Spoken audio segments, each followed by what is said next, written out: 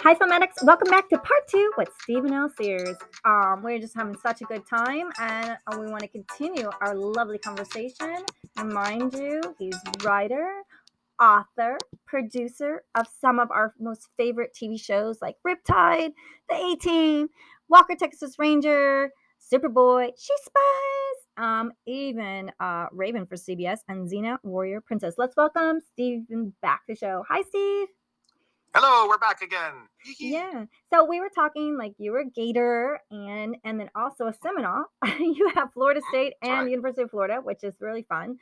And then you came to Los Angeles and kind of just somehow you fell into the business of writing by this good fortune, but also having the talent to actually seal the deal. And that was amazing. Yeah, everybody has their own story about getting into the business. When I'm asked by people, how do you break into the business? I say, well, when you do it, you'll tell me, because everybody is unique. The course that I followed, if anybody heard the last segment, the course I followed was actually textbook. My partner and I, Bert Pearl, he and I wrote spec scripts. We made a phone call. We submitted a script. We were brought in for a meeting. We got an assignment, and off the assignment, we ended up doing working on staff. Now, that's textbook. That's what you're told. That's the way it goes. The difference, though, is that it went directly like that for us. There was no drop back. It wasn't like we wrote a script and nobody returned the phone calls, or we wrote a script, got a meeting, they never called us back, or we had to go back and do something else, or that we got an assignment that then was rewritten by somebody else, and we had to wait 3 more assignments before a staff job. We did it directly. Fortunate, luck, kismet, fate, but again, I'm not going to, I have just enough ego to say Bert and I were the right people for that particular moment, and we took advantage of it. Yeah, that was amazing. I have to ask you this Walker Texas Ranger, that with Chuck Norris, how was that? Because it went on for a while, right? The show this seems like God, that show, absolutely. That was now. I was not working on staff for Walker. I wrote 2 episodes. Okay. One of them was produced. Frank Lupo, who had co-created the A-Team and so many of the shows with Steve Cannell, he moved over to producing, being the exec producer and showrunner on Walker Texas Ranger. And so he asked me if I would write a script, which I did. And that one didn't get produced. There were politics going on in the office, apparently. That one didn't get produced. Then when Frank left, they hired Tom Blomquist. I mentioned him in my previous podcast. He was one of the producers on Riptide. And Tom had me come in. I wrote an episode for him, and that one was produced. And I met Chuck since I didn't go down to the set. I wasn't working on the show as staff. I met him at the parties that we would have, and he was great. I liked him. Very, very pleasant person. Not at all what you would, well, I shouldn't say that. Not at all what you would expect from his old movies, the martial arts movies. Very much what you would expect after watching Walker Texas Ranger. Just a very nice guy. Yeah. And then and then talk about martial arts. You did Raven, which was another martial arts, right? Yes. And Secret Society. Yeah. Yeah, Raven was another one produced again by Frank Lupo. As you might be picking up here, networking is extremely important. Keeping good relationships, but also being able to deliver the goods. Anytime somebody hires you in the business, they are putting their credibility on the line because they have to vouch for you to the powers that be, the networks of the studios or the production companies. And if you fulfill that and make them look good, then they will take you wherever they go. They will try to get you because they can count on you and they can rely on you. When I produce shows, I have also done that. I've called on people that I know, people I want to work with, and people who are reliable and extremely talented. But I've also tried to keep at least half of the assignments, the freelance assignments, reserved for people I have never met before, because I want the new blood. I want that new talent to come out, those new voices to be able to be heard. It's been a pretty good mix. We've unfortunately gotten away from that As those of you know out there, it's extremely difficult to try to break into the business. But it does thrive on new blood. It needs it. Yeah, and then also you did also worked on Xena Warrior Princess, and then SHEENA, the Jungle Prince. She was like, was that like kind of a spin-off or like completely separate in two different things? Like, do you want to do any notes on those? Because I was like, wow, you got Xena Warrior Princess, then you got SHEENA, and it's another Yes. adventure and a lot of sexy babes in those karate chopping, right? Martial arts. No, I went from Xena to SHEENA. It's like I'm in a pattern of Enas. No, Xena and SHEENA, two completely different shows. And I had worked on Xena for 5.5 seasons and had a great time with that. And then I left there because I was offered an opportunity to create a new series with Sony TriStar along with Doug Schwartz. And Doug was one of the co-creators of Baywatch. And the SHEENA franchise, that goes back to the 1930s. The original SHEENA comic book character, SHEENA, Queen of the Jungle. And there was a movie made in the 1980s that Columbia Studios had made, starring Tanya Roberts. And Columbia then became Sony Studios, was bought up by Sony. So Sony wanted to try to bring this back as a TV series. So they brought Doug in, and then Doug called me, and we went in together and pitched our version of it. Now, the original SHEENA comic book, going back to the 1930s, was a product of its time. So the idea of this golden-haired white woman coming to save Africa from itself was absolutely obscene. So we approached it differently.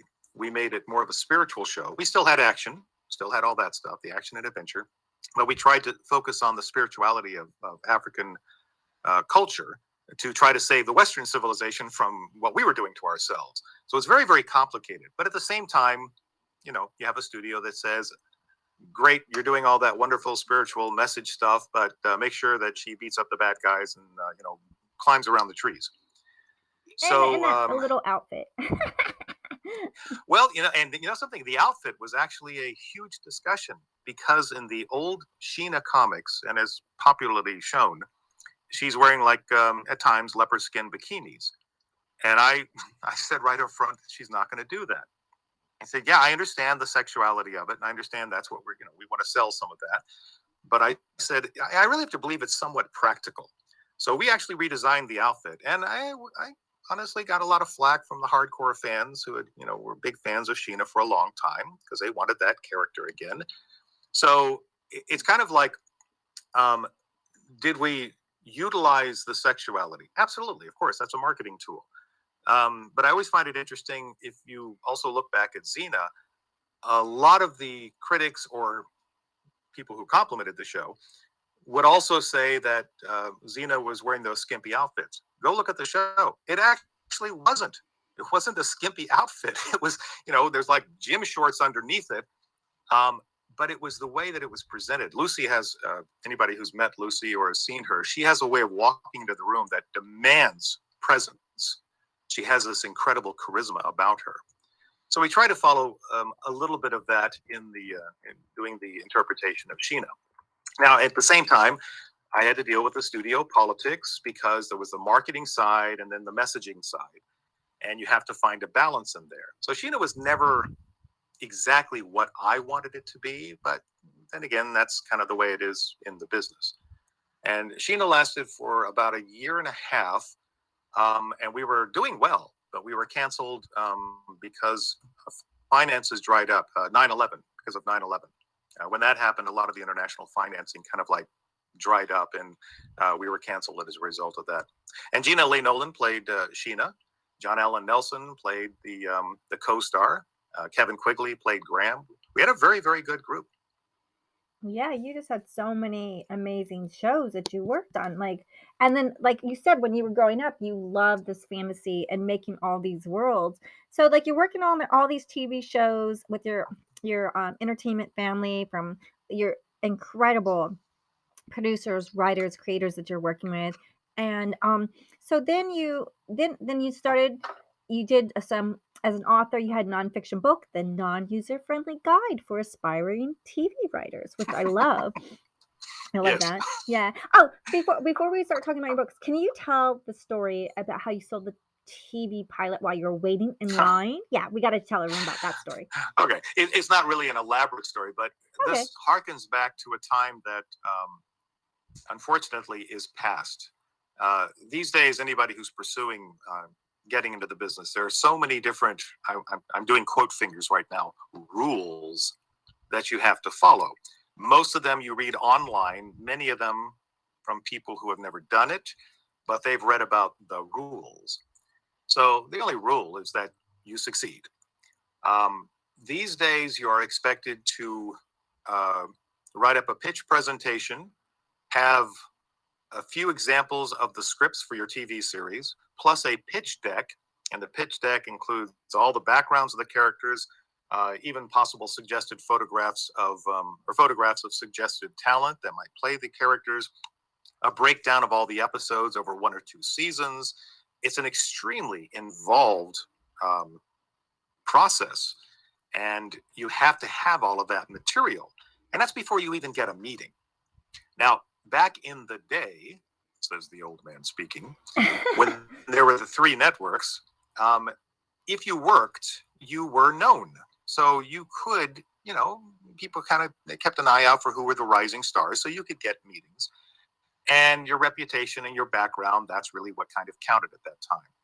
So my first pilot was through Columbia Television, and it was sold to ABC, but we didn't go to production.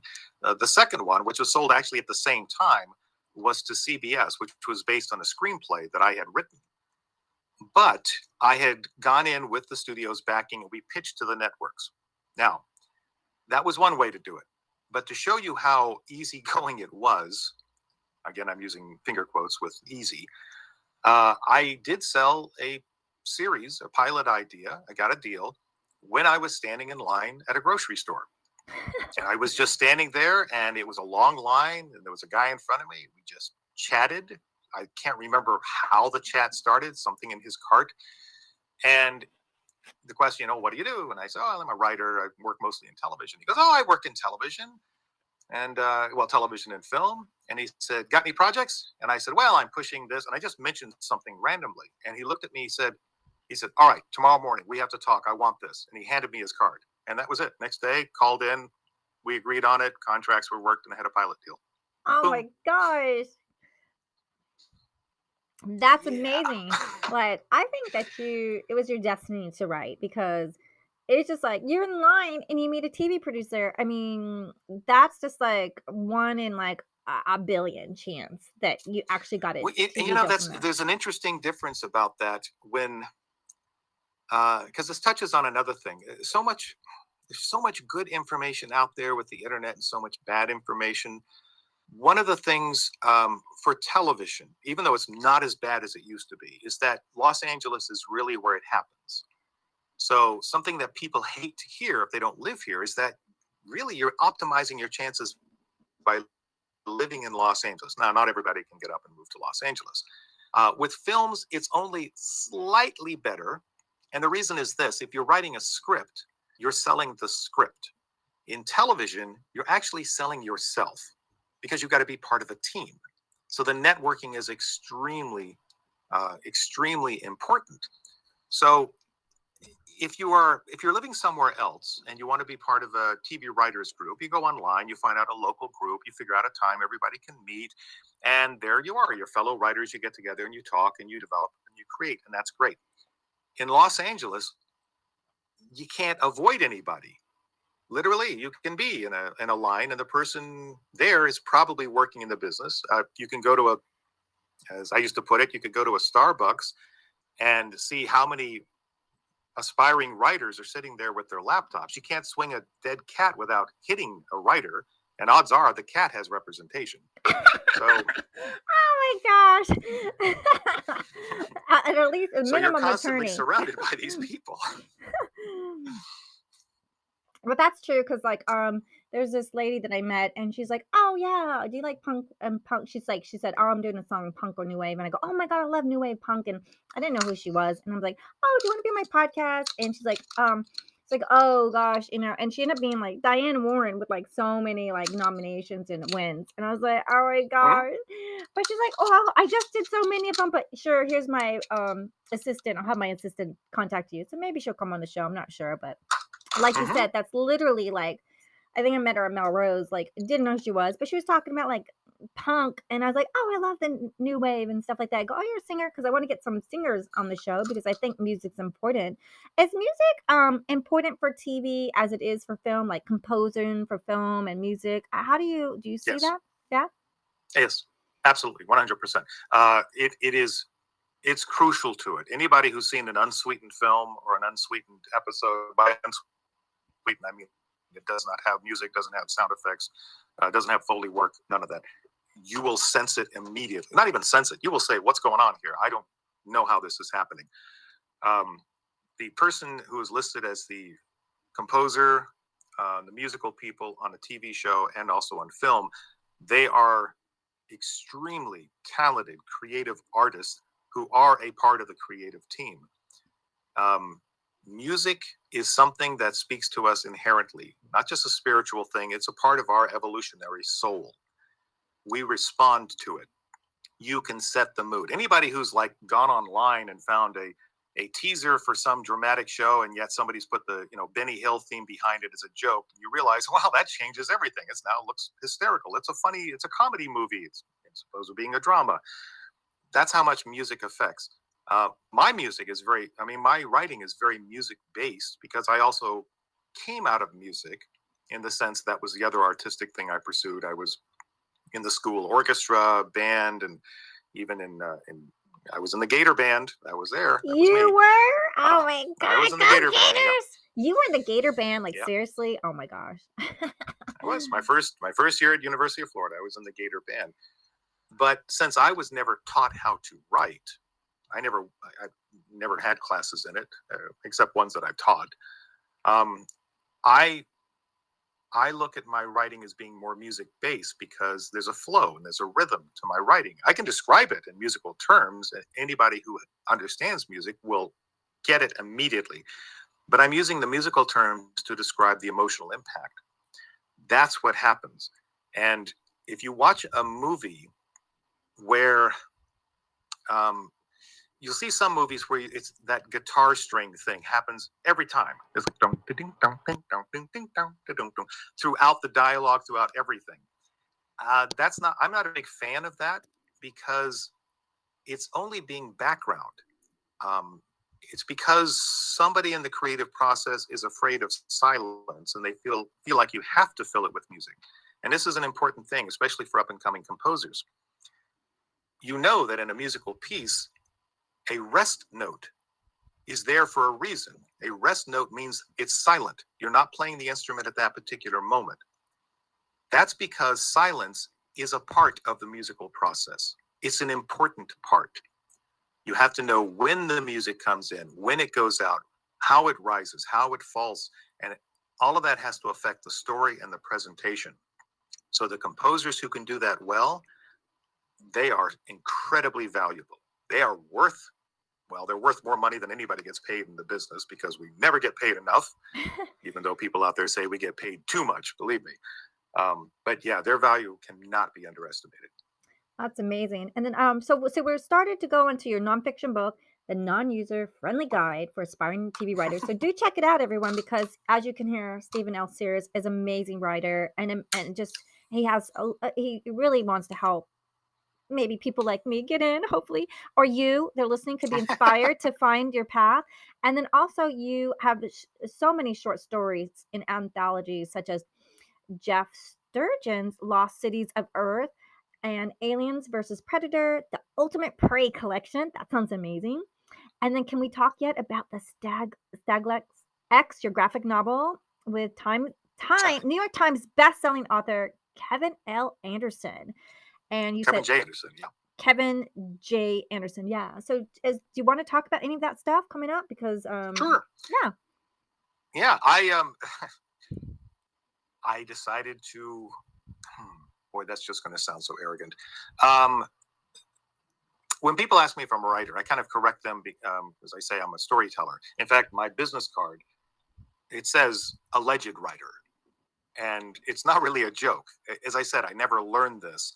I kind of fell into it and I love doing it. So when people say I'm a writer, there's a part of me that says, did I earn it or didn't I? I don't know. But what I realize about myself is I've always been a storyteller. Since I was a kid, I was a storyteller. And that can manifest itself in many different ways. Actors are storytellers, directors, editors, composers, again, storytellers. So for me, it's the medium of telling the story. And I always had played around with short stories and writing little things. So I just decided with time between development, when I had little opening spots, I would start writing short stories or novels. I've got 3 novels I'm working on right now. But the first one, which was the nonfiction one, that's the non-user friendly guide for aspiring TV writers, which was not the title I wanted, but the one the publisher wanted. That was something that I had written up because I was keeping notes about working in the business. And those notes, I use them when I taught a class. When I was invited to lecture, I would talk, I would refer to these notes. And Kevin J. Anderson, again, Kevin is an amazing writer. He's one of the most successful science fiction writers you're going to find. He has like 23 or 26 million books sold worldwide. You probably know him best from the Dune series. He and Brian Herbert write all the Dune books. Oh, wow. Hey, Herbert Yeah. and Hebert. I'm a bear, or Hebert, and he's Herbert.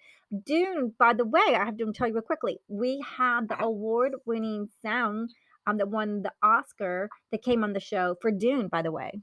I don't know if you heard that cool. episode. Yeah. Mm-hmm. Wow, very cool. Yeah. Well, Kevin and I had met at a convention, I think either in Cleveland or Cincinnati. There was hardly anybody there, and we struck up this friendship. And so we decided we were going to work together on something eventually. So Kevin was coming out to Los Angeles. He lives in Colorado. And we were going to have some meetings. And he knows very little about the television film business. So I said, well, I'll send him all my notes. So I sent him all these notes. And I said, if you want to wade through all this, this is like input on what the business is like, how the business works, things you can expect, things you watch out for, et cetera, et cetera. So when he comes out here, he tells me, he goes, I read through that. You should publish that. And I said, it's not enough there to publish. And he goes, how many words? And I brought it up and I said, it's only 80,000 words. And he pulled a book off my shelf and he said, this is probably 60,000 words. So with his help, I put it together into kind of a somewhat understandable format. And he has his own company, Wordfire Publishing. So I said, well, would you publish it? He goes, absolutely, I'd publish it. So that was published. I just read through it last month to make sure it's still relevant. It's not something to teach you how to write, although it does touch on that a little bit. It's mostly about the business. And it also is interrupted every now and then with certain anecdotes about how I got in and what I've experienced. Some of them we've actually talked about now. So that was my first published book. Then after that, yes, I did write 2.5 stories for Jeff Sturgeon's Lost Cities of Earth, which is an amazing anthology with, I can't believe that I'm actually in the same company with a lot of the authors that are involved with that. I wrote 2 stories and half a story because I co-wrote a story with Jeff Sturgeon. And then I was asked to write a story for the first Alien versus Predator anthology book. I was very proud to do that. I'm actually very proud of that particular story. But the STALAG-X one, getting to that, this was, again, going back to Kevin J. Anderson, this was something that Kevin and I had started developing originally as a TV show. And it's basically a war of genocide in the future, humans versus aliens. And it centers around a concentration camp in the future where humans are kept and experimented upon. And the key to this is that this is a war of genocide. Nobody should take prisoners. You kill your enemy. That's it. Nobody takes prisoners. And yet, the aliens, the Krail, who are winning this war, take this person prisoner and send him to a concentration camp. where they're trying to figure out what makes humans human. And this is the first indication that the only reason they would be doing this is because they still think they can lose the war, which means it's possible to defeat them. Now, what Kevin and I wanted to write was mostly, again, a study of the characters. The thing about concentration camps throughout history is that to do the things that have been done to those victims, the perpetrators have to completely dehumanize them, because once you dehumanize them, you can do anything. They're not human. You're not killing them. It's dehumanization. This is basically kind of a mind thing that happens. And it's throughout history. Any genocide has included this. The only weapon, the only defense that the victim has is to desperately hope that they can connect to the basic humanity of their perpetrators. If you can do that, maybe you have a chance to live. So this is why a lot of musicians, not a huge number, unfortunately, but musicians had a better chance in the during the Holocaust of surviving, because they could touch that humanity. Music is a humanity thing. So we wanted to pose this question: what if you don't even have that, because your captors aren't even human? What happens at that point? And what happens to the people around you? The ones who are human, you're all basically part of one group. Do you turn on each other?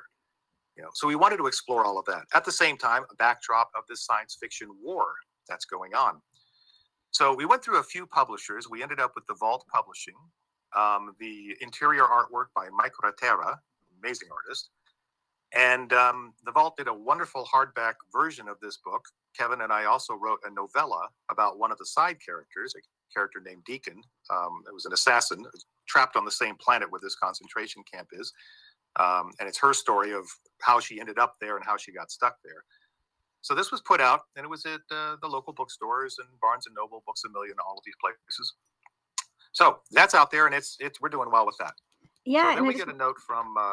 Yeah, I just want go everyone. ahead. Yeah, I want everyone to know that it's STALAG-X is recently in the trade, and you just signed a deal with New Republic Pictures for a feature film that will be directed That's by. what I was going to get to. Yeah. Okay, Francis. Yeah. Do you want to come back for part 3? Francis Lawrence, who is also the Oh my director gosh. of Hunger Games, Red Sparrow, and I'm Legend. So, do you want to come back to part 3, because we got more to talk about?